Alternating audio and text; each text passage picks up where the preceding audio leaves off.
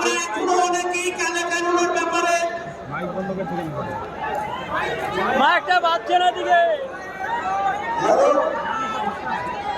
Hello আচ্ছা আসসালামু আলাইকুম। ওয়ালাইকুম সালাম। আসসালামু আলাইকুম। আসসালামু আলাইকুম। ওয়ালাইকুম আসসালাম। আমি মোহাম্মদ নাজমুল হক আপনাদের সামনে উপস্থিত হয়েছি। আপনাদের কাছে সময়ের একটু ভিক্ষা চাইছি যে আপনারা যে যেখানে আছেন একটু নীরবে আপনারা হয় বসুন না হলে চুপচাপ শুনুন। ইনশাল্লাহ সাথ দিবেন না? ওয়াকফ সম্বন্ধে কিছু শুনতে হবে, বলার জন্য উঠেছি। নাহমাদুহু ওয়া নুসাল্লি আলা রাসূলিহিল কারীম। মহান আল্লাহ তাআলার শুকরিয়ায় পৃথিবীতে আমরা ইসলামে দীক্ষিত হয়ে শ্রেষ্ঠ নবী মুহাম্মদুর রাসূলুল্লাহ সাল্লাল্লাহু আলাইহি সাল্লামের উম্মত হয়ে আমাদের পূর্বপুরুষদের তাজা রক্তের বিনিময়ে স্বাধীন দেশের অঙ্গরাজ্য পশ্চিমবঙ্গের মুর্শিদাবাদ জেলা একদা বাংলা বিহার উড়িষ্যার রাজধানী ছিল। আজকে ভারতের একটি পিছিয়ে পড়া জেলা। সেই জেলার সদর শহরে আমরা কালা কানুনের বিরোধিতায় প্রতিবাদে ইতিহাস সৃষ্টি করার জন্য এখানে উপস্থিত হতে পেরেছি বলে আলহামদুলিল্লাহ। আপনার মঞ্চে যে সমস্ত আমাদের সহকর্মীরা উপস্থিত আছেন, বিশেষ করে আমাদেরকে যারা এই মঞ্চে পৌঁছেছেন, আপনারা দূর দূরান্ত থেকে এসেছেন। নওদা, রেজিনগর, বেলডাঙ্গা, হরিহরপাড়া, জলঙ্গি, ডমকল, রানীনগর, ইসলামপুর, দৌলতাবাদ, লালগোলা, ভগবানগোলা, রানীতলা, এমসে ব্লক, বহরমপুর, সালার, ভরতপুর, খড়গ্রাম, বড়ুয়া, কান্দি, আপনার সালার, নবগ্রামী এবং বাজার শক্তিপুর সহ যে যে প্রান্ত থেকে এসেছেন, রাত্রে চোখের পানি সহ আপনাদের জন্য দোয়া করেছি। এই সভার কামিয়াবির জন্য আমরা চোখের পানি ঝরিয়ে আল্লাহর কাছ থেকে আবার ফিরে নিজ নিজ বাসায় যাব ইনশাআল্লাহ। প্রথমে একটা সমবেদনা জ্ঞাপন করছি, জারি চক্রান্তি হোক। পশ্চিমবঙ্গের মাটিতে প্রায় 26,000 চাকরিজীবী তাদের চাকরি হারিয়েছে। তাদের সঙ্গে আমরা সমব্যথী। দাবি করি যাদের দায়িত্ব রয়েছে তারা যেন নিজের কর্মস্থানে ফিরে যায়। সবাই আমরা একমত কিনা তাই বলুন। আমরা তাদের পাশে আছি। দ্বিতীয় নম্বরে বলছি, পুলিশের গুরুত্ব আপনাদেরকে বোঝাচ্ছি। আমি নাজমুল হক জানি 100 টাকা দিয়ে আপনার দেরাদুন চাল কিনলেও পাথর থাকে, কাঁকর থাকে। তাই আজ ঝড় বৃষ্টি হলে আপনারা আমাদের ছেলে মেয়ে বাড়ি নিয়ে ব্যস্ত, পুলিশ বন্ধুদের ছুটি হয় না। তারা কিন্তু রাত্রি জেগে আমাদের পাহারা দেয়, তারা আমাদের খোঁজ খবর নেই। প্রাকৃতিক দুর্যোগে বিপন্ন হলেও তারা আমাদের পাশে থাকে। তাই আমাদের এই জনতার পক্ষ থেকে কালা কানুনের বিরুদ্ধে আমরা যারা এসেছি তাদের পক্ষ থেকে মুর্শিদাবাদ বিডিও, এসপি এবং বিশেষ করে আইসি এবং টাউন অফিসার সকলকে আমরা তালি বাজিয়ে ধন্যবাদ জানাচ্ছি। তৃতীয়বার কাজে আসতে চাই। मंजिल से बढ़कर मंजिल तलाश कर, मिल गए तुझको तो दरिया तलाश कर, मिल ईमान तेरा लूट गया है रहजन के हाथों से, ईमान तेरा बचा ले और रहबर तलाश कर।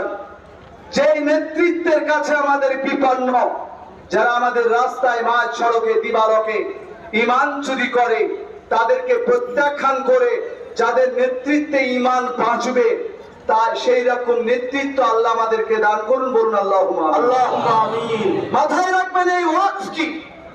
ওয়াকফ মানে হচ্ছে টু ব্রেক, বিরতি, থেমে যাওয়া। থেমে যাওয়াটা কেমন? আপনি যদি মারা যান, আপনার সম্পত্তি আপনার ছেলে মেয়ে নির্দিষ্ট নিয়মে পাবে না? কিন্তু আপনি মসজিদের সেক্রেটারি, কবরস্থানের সভাপতি, ঈদগাহের সম্পাদক, আপনি মারা গেলে ঈদগাহের জমি ভাগ হবে না, কবরস্থান ভাগ হবে না, মসজিদ মাদ্রাসা খানকা কবরস্থানের জমি ভাগ হবে না। আমরা চলে যাব, কিয়ামত হয়ে যাবে, ঈদগাহাই থাকবে, কেউ পরিবর্তন করতে পারবে না ইনশাআল্লাহ। এর নাম হচ্ছে ওয়াকফ। ইংরেজদের বিরুদ্ধে আমরা 190 বছর লড়াই করে, there is no battlefield in the territory of India, ভারতে এমন স্বাধীনতার যুদ্ধ হয় নাই যেখানে ভারতের ওই রণাঙ্গনে মুসলিমদের তাজা রক্তে ভারতের মাটি রঞ্জিত হয় নাই, এরকম কোন রণাঙ্গন নাই। মোদিজি, আগামী দিনে মাথায় রাখবেন, আমাদের শেষ। চাকরি দিননি সহ্য করেছি, আমাদেরকে ডাকাত বানিয়ে বলেছেন এরা ডাকাতি করতে পারে, পুলিশ আমাদেরকে তেড়ে ধরতে পারে না, এটা প্রমাণ করিয়েছেন। মুসলমান লেখাপড়া করে না, কিন্তু তারা সকেট বানতে জানে, এটা আপনারাই বুঝিয়েছেন। যে জাতি লেখাপড়া জানে না, তারা সকেট বানতে জানে, A+B হোল স্কয়ার জানে না, ইলেকট্রন প্রোটন জানে না, তারা সকেট বানতে জানে। যে সকেটের আঘাতে থানা উড়ে যায়, সেই জাতিটাকে যদি নার্সিং করতেন, সেই জাতিটাকে আপনারা যদি চাকরি দিতেন, লেখাপড়া করাতেন, ব্যাংকের পাহারাদার দিতেন, আমার বিশ্বাস তার হাতে 303 বুলেট গুলি যদি থাকতো, না মরা পর্যন্ত ডাকাতের বাপের ক্ষমতা ছিল না ব্যাংক ডাকাতি করার। কিন্তু দুর্ভাগ্য আমরা আশফাকুল্লাহর উত্তরসূরি, কিন্তু বর্ডারে আপনারা যথেষ্ট নন। আশফাকুল্লাহর ফাঁসি হয়েছিল, ইংরেজ জিজ্ঞাসা করেছিল শেষ ইচ্ছা কি? আশফাকুল্লাহ বলেছিলেন ওর শেষমেশ ইচ্ছা নাই, তুমি পূরণ করবে না। বলে না, বলুন আপনার শেষ ইচ্ছা কি আছে? আশফাকুল্লাহ বলেছিলেন তোমরা পূরণ করবে না, আমার শেষ ইচ্ছা বলবো না। আশফাকুল্লাহকে তবুও জেলার বলেন, বলুন আপনার শেষ ইচ্ছা পূরণ করা হবে। তখন বড় ইংরেজের চোখের দিকে রক্তিম চোখে তাকিয়ে বলেছিলেন, আমি ইংরেজদের তাজা দুটো মাথা চিবিয়ে খেতে চাই, এটা আমার শেষ ইচ্ছা, ইংরেজদের মাথা চিবিয়ে খেতে চাই। তাদের উত্তরসূরি মোদিজি, আমাদেরকে ধমকে টাকলু বাবুরা থামিয়ে দিতে পারবে না ইনশাআল্লাহ। পার্লামেন্টে এমপিদেরকে তোমরা থামাতে পারবে, জনগণকে থামাতে পারবে না। 100 বছরে 190 বছরে যাদের রাজত্বে সূর্য ডুবতো না, সেই ইংরেজকে দাঁড়িয়েছি, এদেরকেও দাঁড়িয়ে ছাড়বো ইনশাআল্লাহ। বন্ধুবান, ওই ইংরেজ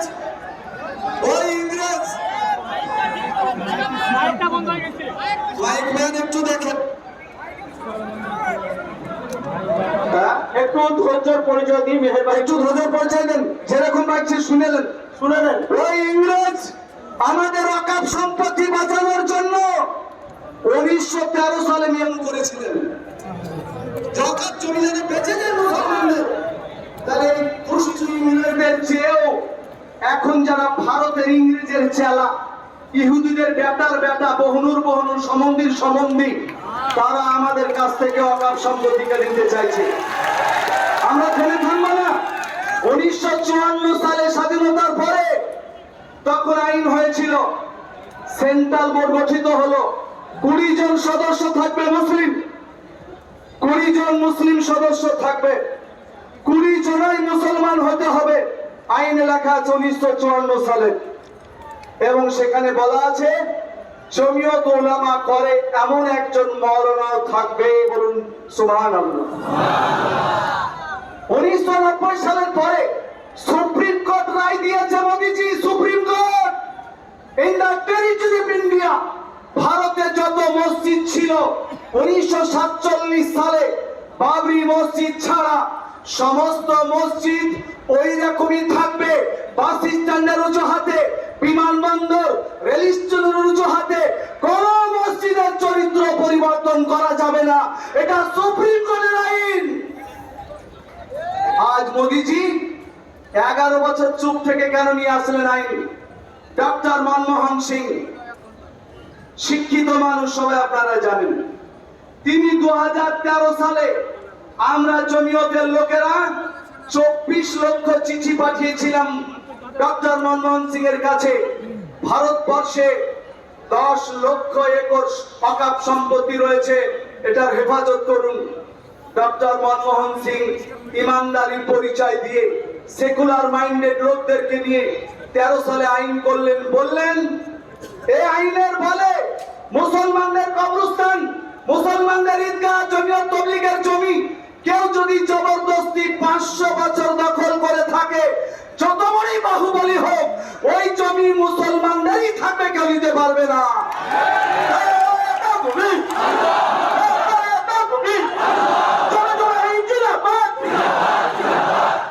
বন্ধুবান, ডক্টর মনমোহন সিং চলে গেলেন 14 সালে।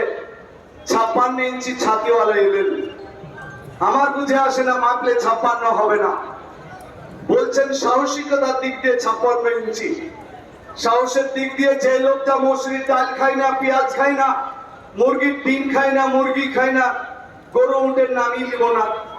কিন্তু আমরা যে জাতিটা উটকে ময়ে চড়ে বিসমিল্লাহ আল্লাহু আকবার বলে 5 কুইন্টাল ঘন্টার মধ্যে শেষ করি, পা পর্যন্ত চুষে শেষ করি, সেই জাতিটা মাথায় রাখবেন। এই যে তিনি দেখলেন ভারতবর্ষের কোটি কোটি মূল্যবান সম্পত্তি শিল্পপতিদের দখলে। ভারতবর্ষের 1 নম্বর বড় লোককে,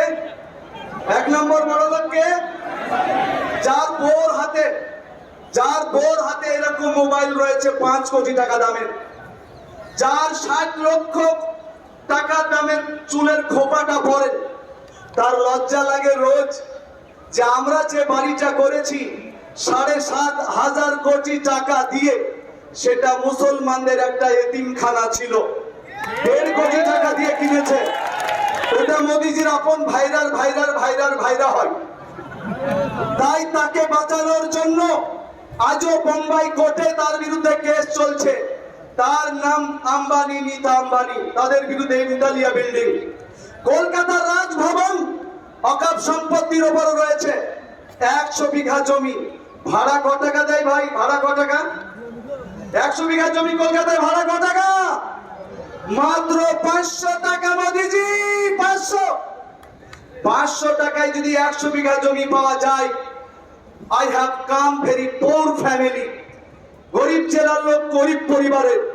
কলকাতা, গোটা কলকাতাটাকে আমরা মুর্শিদাবাদের লোক ভাড়া নিতে পারবো যদি 500 টাকা করে হয়। 33টা রেল স্টেশন বা রেল লাইন অকাপ জমির উপর দিয়ে চলে গেছে, ক্রীড়াঙ্গন অকাপ জমির উপর দিয়ে গেছে। পার্লামেন্ট করেছো, তাতেও কিন্তু অমিত শাহ বলেছে ইংরেজ পার্লামেন্ট করে গেছে, ওই আইন পরিবর্তন হবে না। ইংরেজ চলে গেলে ইংরেজের আইন কেন পরিবর্তন হবে না? ইংরেজে তোমরা ভাতিজা নাকি? ওই পুরাতন পার্লামেন্টটা আমাদের অকাপ জমিতে রয়েছে। কাজী মাথায় রাখবেন, বাড়ির কাজটাকেও বুঝুন। একজন এমপি ছিলেন, খোদা মানতেন না, আমাদের কবরস্থান বহরমপুরের কারবালা ময়দান ঘেরেছেন, 50 বিঘা জমি। আমরা কাগজ কলম খুঁজেছি, এটা 250 বিঘা জমি। এরা মামু ভাগ্নের ঠিক করলে এইভাবে জমি মুসলমান সব পেয়ে যাবে। মুসলমান শিক্ষিত, মুসলমান লয়ার, তার সঙ্গে কোটি কোটি ভারতের হিন্দু ভাইরা সাথ দিয়েছে। আমাদের আত্মীয় স্বজনের জমি থাকবে না। তার জন্য 2024 সালের 8ই আগস্ট পার্লামেন্টে মোদিজি ওয়াকফ সংশোধনী বিল নিয়ে আসলেন। যারা সেকুলার মাইন্ডেড দল, টিএমসি আমাদের পশ্চিমবঙ্গে, তারা সহ যারা রয়েছেন ভারতের, তারা সবাই মিলে প্রতিবাদ করলেন, বিল পাস করাকে আটকালেন। বিলটি জেপিসির হাতে দেওয়া হলো। জেপিসি বলল আমরা মুসলমান জনগণের কাছে একটা ওয়েবসাইট খুলে ইমেলের মাধ্যমে মতামত নিব।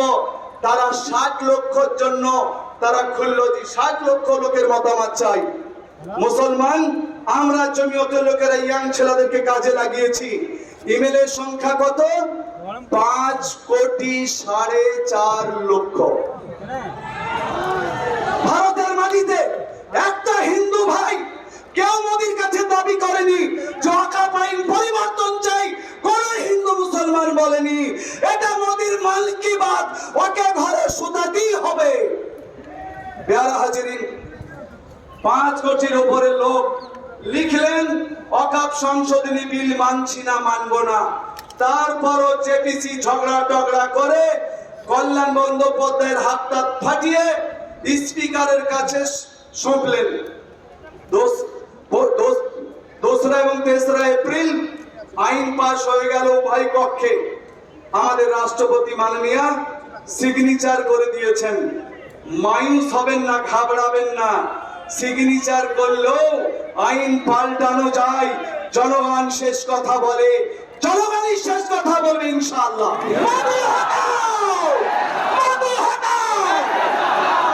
2 কোটি শিখ বন্ধুরা কৃষি আইন পাশ হওয়ার পরও তারা যদি আন্দোলন করে, 2 কোটি শিখ বন্ধুরা কৃষি আইন কান ধরে প্রত্যাহার করতে বাধ্য করতে পারে, তা আমরা 25-30 কোটি, হিন্দু ভাইরা 25-30 কোটি, শিখ ইসাই আমাদের সাথে আছে। আমরা 60-70 কোটিতে মোদিজি আর যোগীজি আর ওই যে আরেকটা টাকলু আছে, একবার তাকাই আর তাকাই না, নামটা লিব না। একবার বাতিল করো, একবার তাকাই বাতিল করো।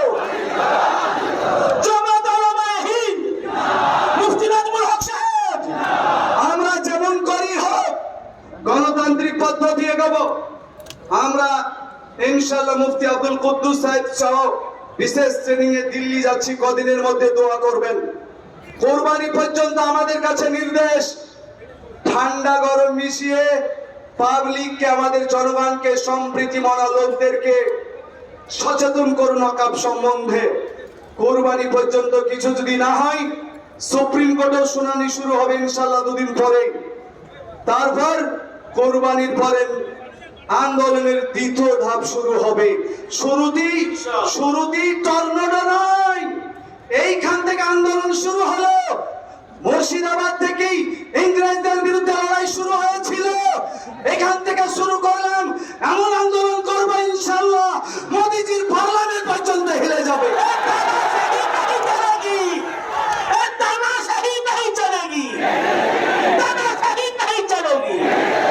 আইনে কি আছিল আর কি করছে? 20 জন মুসলিম সদস্য বলছেন মুসলমান থাকবে 8 জন। 20 জনের মধ্যে 8 জন মুসলিম হলে বাকিগুলি আমাদের ভগ্নিপতিরা হবে নাকি আরো 12 জন? মোদিজি কে হবে? আমাদেরকে কি বোঝাতে চাইছেন? 8 জন আমরা মুসলিম থাকবো আর 12 জন আপনারা। আমরা ভারতের মাটিতে কোনদিন দাবি করেছি যে মন্দিরের মেম্বার আমাদের করে দাও? কোনদিন তো দাবি করি নাই। তোমাদের এমন কি শখ লাগলো যে আমাদের মসজিদ, আমাদের খানকা, আমাদের কবরস্থান, আমাদের বীরত্ব সম্পত্তির মেম্বারশিপ তোমাদেরকে করতে কেন হবে? তার জবাব চাই, বলুন জবাব চাই, জবাব চাই। আমাদের ওয়াকফ বোর্ডে 11 জন সদস্য থাকবে। ভাষাটা বুঝুন কেমন করেছে। ভাষায় বলছে মিনিমাম মুসলমান 3 জন থাকবে। কজন? 11 জনের মধ্যে মুসলিম মিনিমাম 3 জন। ওরাই তো ঠিক করবে। শুনে মনে হচ্ছে তাহলে ম্যাক্সিমাম 11 জনই হবে। ওই 3 জন থেকে আর 4 জন করবে না। কারণ যে লোকটা এতগুলি এমপি সিট পাওয়ার পরও পার্লামেন্টে একটা মুসলমান এমপি দেয়নি, সেই লোকটা আমাদের কলকাতার ওয়াকফ বোর্ডে মুসলমান সদস্য একটা বাড়াবে বলে আপনাদের বিশ্বাস হয়? যে লোকের চেলাগুলি, একটা হিজড়া আছে, একটা খালি দুধ খেয়ে পড়ে থাকে আর একটা নাটক করে। একদিন ঘোষণা দিল পশ্চিমবঙ্গের বাড়িতে 50 লক্ষ মুসলমান বাংলাদেশের আছে, এদেরকে আমরা ক্ষমতায় আসলে তাড়িয়ে বের করে দিব। আমরা একাই হারাইনি, আমাদের হিন্দু ভাইরা ওদেরকে আতুর ঘরে ঢুকিয়ে দিয়েছে। কিন্তু বহরমপুরের মাটিতে আমাদের বলার আছে। আপনারা খারাপ নেবেন না, মন দিয়ে এই কথাটা শুনবেন। মুর্শিদাবাদে যত বিধানসভা আছে, বহরমপুর বিধানসভায় মুসলমান voter 25% something, ST SC 13%, ST 2%। আর ডনকল পশ্চিমবঙ্গের মাটিতে সবচাইতে মুসলমান বেশি থাকে, সেখানে 86% সামথিং মুসলিম ভোটার। আমরা বহরমপুরে ঈদের বাজার করতে আসলে সুবিধা মোহন মল আর অন্যান্য মলগুলি স্যার আসুন, দাদা আসুন, ইফতার করুন। এদের নামাজ পড়ার ব্যবস্থা রয়েছে, করে না করে না? কত আমাদের সম্প্রীতি মনে বলুন। আমি বহরমপুর এবং লালবাগ মুর্শিদাবাদ বিধানসভা, দুই বিধানসভার সম্প্রীতি মনা হিন্দু ভাইদের কাছে বিনীত নিবেদন, সেকুলার দলদের পুরোহিতদের কাছে, পুরো নেতাদের কাছে বিনীত নিবেদন। দমকলে 86% মুসলিম, ভগবান বলাই 86% মুসলিম। আমরা যদি ওখানে এমএম আইএমএম মিম পার্টিকে পাশ করিয়ে দিই, মুসলিম লীগকে পাশ করিয়ে দিই, রাতারাতি বহরমপুরের শিক্ষিত বন্ধুরা বলবেন ওই এলাকাটাতে সাম্প্রদায়িক দল এসে গেছে, এটা বলবেন। আপনারা বলবেন না বলবেন না বলুন? যারা মুসলিম লীগকে পাস করিয়েছে অথচ তারা সাম্প্রদায়িক দল নয়, এটা মানছি না। আপনাদের কথা মেনে নিলাম, মুসলিম লীগ সাম্প্রদায়িক, মিম সাম্প্রদায়িক, কিন্তু আপনাদের কাছে বিজেপিও তো সাম্প্রদায়িক। অধীর বাবু, আপনাদের কাছে জানতে চাইছি, ছলে বলে কৌশলে বহরমপুর সিটটাই কেন বিজেপি পাস করছে? সমস্ত সেকুলার দলের কাছে জবাব চাইছি। মুর্শিদাবাদে আর বহরমপুরে এদের নাচা কুদা আপনাদেরকে বন্ধ করতে হবে, আর নইলে আমরাই আপনাদের বন্ধ করে দেব ইনশাআল্লাহ। সেকুলারে বিশ্বাস রাখুন। Liberty of thought, expression, believe, faith, and worship সংবিধানের সুযোগ দিয়েছে। Subject to public order, morality and health, and to the other provision of this part, all persons are equally entitled to freedom of conscience, shall have the right to profess, practice and propagate religion. Article 25, Article 26 এ বলা হয়েছে ধর্মীয় সংস্থাগুলির equality চাই, অর্থাৎ ধর্মীয় লোকগুলি কেউ রাস্তায় পুজো করবে, মুসলমানেরাও আল্লাহু আকবার বলে নামাজ পড়বে, কেউ কারো বাধা দিতে পারবে না। বলুন আলহামদুলিল্লাহ। অনাথ থাকতে বলা হয়েছে all minorities whether based on religion or language shall have the right to establish their educational center of their choice. মোদিজি, আপনি আইনে আমাদের হাতে এই অনাথ থাকতে সংবিধানকে ক্যান্সেল করেছেন, লঙ্ঘন করেছেন। এরই বদৌলতে ইনশাআল্লাহ আমরা সুপ্রিম কোর্টে মাওলানা আরশাদ মাদানী গেছেন, অন্যান্য সংগঠন গেছেন, তাদের সকলকে ধন্যবাদ জানিয়ে বলছি আমরা ইনশাআল্লাহ সুপ্রিম কোর্টেই জিতবো। বলুন ইনশাআল্লাহ। ইনশাআল্লাহ। বাইনে বলছে যে লোকটা দান করেছে তাকে বলে আরবিতে ওয়াকিফ। যিনি দাতা তিনি যদি প্র্যাকটিক্যাল মুসলিম না হয় 5 বছরের, সেই জমি ওয়াকফ হবে না। মোদিজি এক সময় বলেছিলেন কাগজ দেখাও তোর ভারত মে রहोगे, জন্ম সার্টিফিকেট দেখাও। তখন বলতাম মোদিজি আপনার মা বেঁচে আছেন 90 বছর বয়স, কোন হসপিটালে আপনার মাকে জন্ম সার্টিফিকেট দিয়েছে একটু বলবেন, একটু টিভিতে দেখাবেন। আপনার বাপ দাদা 14 পুরুষকে পারেনি আর পারবেও না। আমরা বরঞ্চ বলছি আমাদের কবরস্থানগুলির হাড় তুলুন, হায়দ্রাবাদের ডিএনএ টেস্ট করার নিয়ম আছে, নিয়ে যান আমাদের রক্ত, বরঞ্চ এই কবরস্থানের কারবালার হাড়গুলি প্রমাণ করে দেবে আমার বাপ দাদা 14 পুরুষ ভারতের, আমরা তাদের উত্তরসূরি, প্রমাণ করে দিবে। কিন্তু আপনি বলছেন 5 বছর প্র্যাকটিক্যাল মুসলমান হতে হবে। কোন ডিএম অফিসে, কোন এসডি অফিসে, বিডিও অফিসে আমি মুসলমান প্র্যাকটিক্যাল ছিলাম কিনা সার্টিফিকেট দেওয়ার অথরিটি কে তুমি? তার মানে লালগোলার রাজা যে জমি মসজিদ করতে দিয়েছে, কৃষ্ণনগর শহরে 18টা মসজিদ রয়েছে, কৃষ্ণনগরের রাজা জমি দিয়েছেন। উনি বলতে চাইছেন হিন্দু যারা মুসলমানদের কবরস্থান, ঈদগাহ, মসজিদ করতে জায়গা দান করেছেন জমিদারি প্রথা অনুসারে, তাদের জমিগুলি আর মুসলমানদের থাকবে না। অতই গুড়া পুয়া এতই সস্তা বলছেন। এতদিন আইন আছে এবং বোম্বে হাইকোর্টে আমরা কেসে জিতেছি। মুসলমানদের যে কবরস্থান, যে মসজিদ, তার কোনো কাগজ নাই, কিন্তু যুগ যুগ ধরে কবরস্থান, যুগ যুগ ধরে মসজিদ, ওই মসজিদ কবরস্থান মুসলমানদেরই থাকবে না। এটা 2013 সালের আইনে আছে। মোদি বলছেন তা নয়, তোমার বাপ দাদা ওই কবরের জমি কাগজ দেখাও, যদি এটা সরকারি খাতে হয় খতিয়ানে, তাহলে ওই জমি তোমাদের হবে না। ভারতবর্ষের 80% কবরস্থান খাস খতিয়ানে আছে, তোমরাই করেছো চালাকি করে। কিন্তু আমার বাপ দাদা 14 পুরুষ 500 বছর থেকে ওই কবরস্থানে শুয়ে আছে। এনারা বলছেন ওই জমি তোমাদের জমি হবে না। মোদি হটাও, গণতন্ত্র বাঁচাও। এবার মোদি হটাও, শেষবেলায় আপনাদের বলতে চাই, আমরা কিন্তু মৃত কবরে যারা রয়েছেন এতটা শ্রদ্ধা করি, কোনদিন জুতো চপ্পল পরে আমরা কবরস্থানে যাই? আমরা হতে পারি নানা ছোটখাটো মতাদর্শে মানে একটু আমরা দূরে আছি, কিন্তু সবাই একমাত্র কবরস্থানকে আমরা সম্মান করি। মোদিজি ছলে বলে কৌশলে আপনার আমার বাপদাদার ছোট্ট পুরুষের কবরস্থানটাকে কেড়ে নিতে চাইছে। আমাদের বিন্দু দেহে এক বিন্দু রক্ত থাকতে আমরা হাতছাড়া হতে দিব না ইনশাআল্লাহ।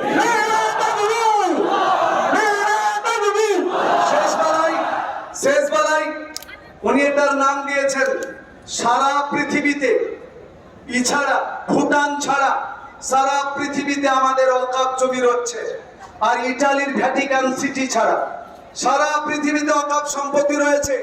কোথাও নাম অকাপ প্রপার্টি, অকাপ বোর্ড, অকাপ কাউন্সিল, এরকম নাম সব জায়গায়। আমাদের হাদিস কোরআনেও খালি ওয়াকফ, বহু বচনে বা প্লুরাল নাম্বারে আওকাফ ইত্যাদি নাম। এই মোদিজির খেয়ে দিয়ে কাজ নাই।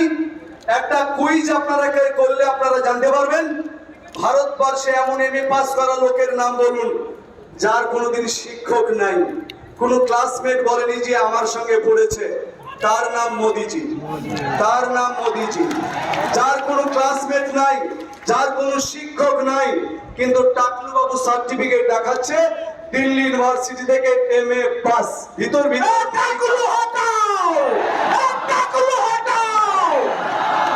প্যারা হাজিরি বুজুর্গ দোস্ত রাজিজ, কাজেই আপনাদের কাছে বিনীত নিবেদন, আমাদের এই যে এত জনতা, আপনাদের কাছে একটা মতামত নিতে চাইছি। শেষ বেলায় এতগুলি লোককে নিয়ে যদি এখন আমরা মিছিলে নামি, বহরমপুরের জায়গা কোথায় হবে বলুন? হবে না। জায়গা হবে? হবে না। জায়গা হবে? তাই মন দিয়ে শুনবেন। মৌলানা আরশাদ মাদানী সাহেব আমাদের জন্য আজকে আন্তরিকভাবে দোয়া করেছেন।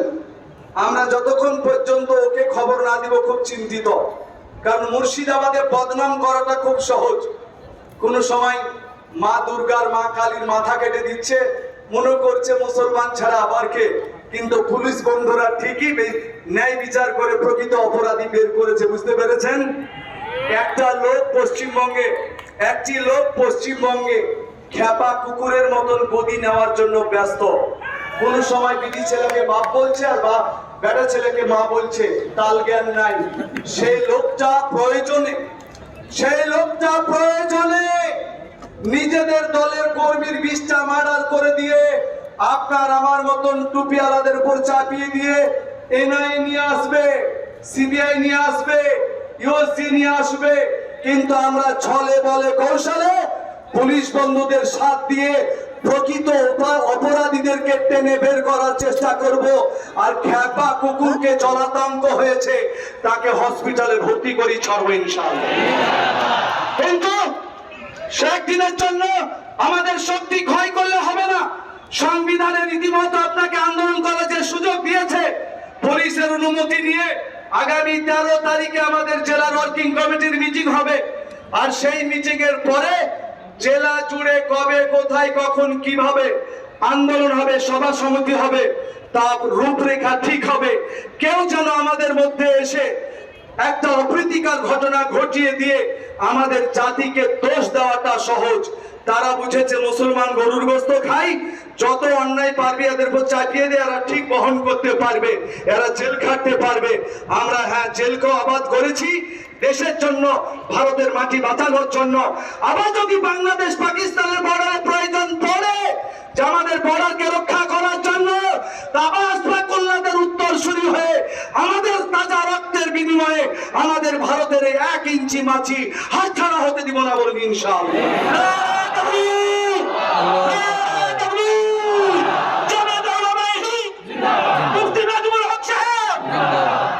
আমরা একটা প্রত্যয় নিয়ে, শপথ নিয়ে আমরা ধীরে সুস্থে ফিরবো। রাস্তায় ফেরার সময়তে আর কোনো স্লোগান হবে না। আমরা সবাই হাত তুলি, আমরা সবাই হাত তুলি, বলবেন আমরা আল্লাহর নামে শপথ করে বলছি, শপথ